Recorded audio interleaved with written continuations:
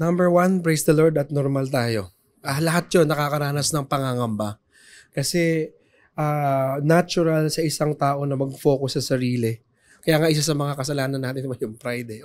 We are too focused on our self-image. Kaya nalilimitahan tayo. Pero kagandahan lang doon, maganda rin ma-realize natin na ang kalakasan at pagkilos ng Diyos, hindi yun nakadepende sa atin, pero nakadepende sa kakayahan at kapangyarihan niya.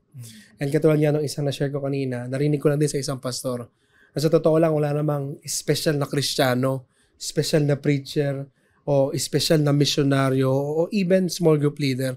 Lahat tayo makasalanan, lahat tayo may limitasyon, lahat tayo may pagkukulang, pero praise the Lord dahil naglilingkod tayo sa pinaglilingkuran natin ng makapangyarihang Diyos na nagsusustain sa atin at gumagamit sa atin para din sa kadakilaan niya.